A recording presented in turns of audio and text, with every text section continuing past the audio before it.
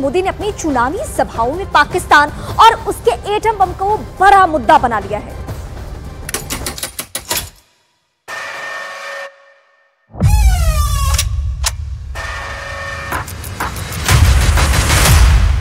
शहजादे को प्रधानमंत्री बनाने के लिए पाकिस्तान उतावला है। पाकिस्तान के पास भी न्यूक्लियर है, तो हमारे पास क्या है भाई? ये दिवाली के लिए रखा है क्या? प्रधानमंत्री नरेंद्र मोदी के खिलाफ अब चुनाव में खुद पाकिस्तान कूद गया है। पाकिस्तान के बड़े नेता प्रधानमंत्री मोदी के खिलाफ मोर्चा खोले हुए हैं। मोदी राज से पाकिस्तान को कितनी तकलीफ हो रही है, ये पाकिस्तान के पूर्व मंत्री और पाकिस्तान के बड़े नेता फवाद चौधरी के बयानों से नजर आने लगा है। मोदी ने भी पाकिस्तान और पाकिस्तान के परमाणु बम की पूरी हवा निकाल दी है। प्रधानमंत्री मोदी के इन बयानों से पाकिस्तान को और ज्यादा मिर्ची लग गई है। आखिर 2024 के चुनाव में पाकिस्तान का मुद्दा इतना अहम क्यों होता जा रहा है? आखिर तीसरी बार मोदी राज की आहट से पाकिस्तान क्यों बेचैन है? प्रधानमंत्री मोदी ने पाकिस्तान पर कैसे करारे हमले किए हैं और राहुल गांधी की मोदी को चुनौती कैसे राहुल के लिए ही मुसीबत बन गई है? इन सारे सवालों का जवाब हम आपको अपनी रिपोर्ट में देने वाले हैं। लेकिन सबसे पहले हम आपको दिखाएंगे फवाद चौधरी का वो पोस्ट जो उनके एक्स हैंडल पर मौजूद है। फवाद चौधरी ने लिखा है, लुत्फ तो अब आएगा मोदी जी, क्या राहुल जी का चैलेंज कबूल करेंगे? लाइव डिबेट का चैलेंज। मेरा मानना है कि मोदी जी हिम्मत नहीं कर पाएंगे। दरअसल फवाद चौधरी ने यह पोस्ट इसलिए किया क्योंकि राहुल गांधी ने अपने एक्स पोस्ट में प्रधानमंत्री मोदी को डिबेट की चुनौती देते हुए लिखा था कि स्वस्थ लोकतंत्र के लिए प्रमुख दलों का एक मंच से अपना विजन देश के सामने रखना एक सकारात्मक पहल होगी। कांग्रेस इस पहल का स्वागत करती है और चर्चा का निमंत्रण स्वीकार करती है। देश प्रधानमंत्री जी से भी इस संवाद में हिस्सा लेने की अपेक्षा करता है। राहुल गांधी सीधे सीधे प्रधानमंत्री मोदी को खुले मंच पर बहस की चुनौती दे रहे हैं, लेकिन राहुल गांधी के इस बयान पर पाकिस्तानी नेता ने बैटिंग शुरू कर दी है, जिसकी वजह से कांग्रेस पार्टी की मुसीबतें बढ़ गईं। सीमा पार बैठकर राहुल के लिए तालियां बजा रहे फवाद चौधरी पर प्रधानमंत्री मोदी की ये प्रतिक्रिया सुनिए कि यहां कांग्रेस मर रही है और वहां पाकिस्तान रो रहा है।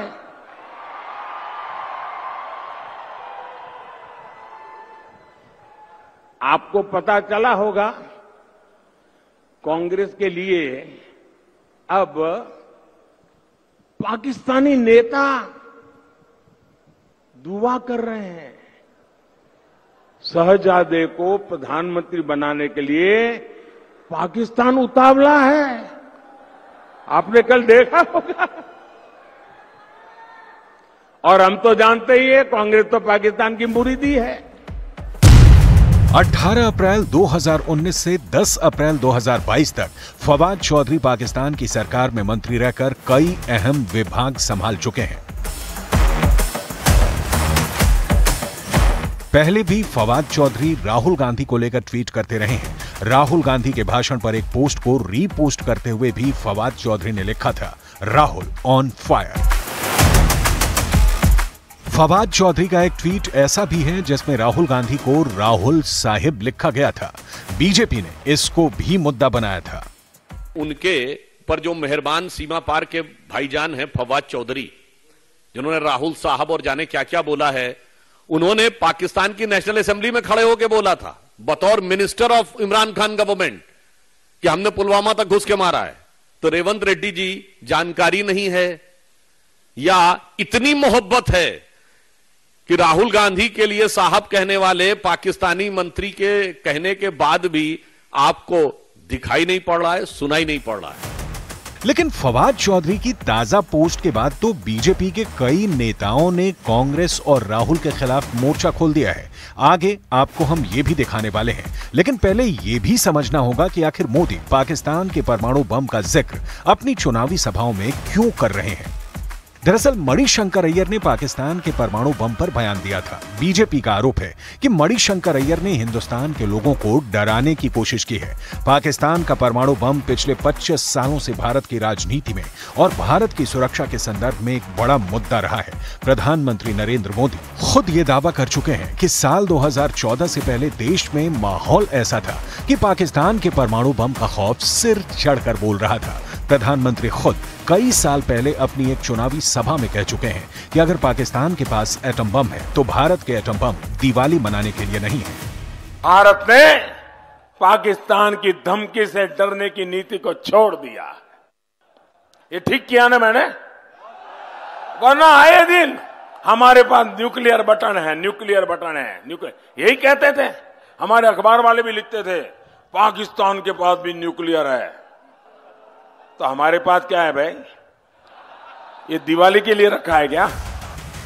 दरअसल प्रधानमंत्री मोदी के इसी सख्त रुख की वजह से पाकिस्तान तिलमिलाया हुआ है और मोदी के खिलाफ पाकिस्तान के नेता लगातार बयानबाजी करते रहे हैं। लेकिन जब मणिशंकर अय्यर ने पाकिस्तान के परमाणु बम को मुद्दा बनाया, तब एक बार फिर मोदी ने पाकिस्तान को आईना दिखाया और पाकिस्तानी परमाणु बम की पोल खोल कर रख दी। कांग्रेस का हमेशा ऐसा ही रवैया है। ये जो पाकिस्तान के बम की बातें करते हैं ना, आज तो पाकिस्तान का हालात ये है कि बम को संभालना कहां, वो भी उसके बस का रोग नहीं है। अब तो वो बम बेचने के लिए निकले हैं, कोई खरीदने वाला मिल जाए। और लोगों को मालूम है क्वालिटी में दम नहीं है, वो माल भी बिकता नहीं है। फवाद चौधरी को शायद ये नहीं पता कि वो जितनी राहुल गांधी की तारीफ करेंगे, भारत के अंदर कांग्रेस पार्टी की मुसीबतें उतनी ही बढ़ती जाएंगी, क्योंकि बीजेपी लगातार इसे बड़ा मुद्दा बना रही है। अगर पाकिस्तान के मंत्री ट्वीट करे और कहे कि नहीं राहुल गांधी चुनकर आने चाहिए, वो बहुत अच्छे नेता है, तो इसका मतलब यह है कि मोदी जी चुनकर आएंगे तो भारत में जश्न होगा, पाकिस्तान में तो नहीं होगा।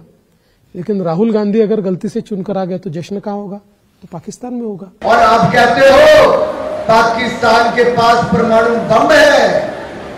अरे पाकिस्तान दाने दाने के लिए तरस रहा है, जैसे कांग्रेस एक एक सीट के लिए तरस रही है। चुनाव देश का है, इसलिए राष्ट्रीय सुरक्षा बड़ा मुद्दा है और इस मुद्दे पर भी आगे निकलने की होड़ बीजेपी और कांग्रेस के बीच है।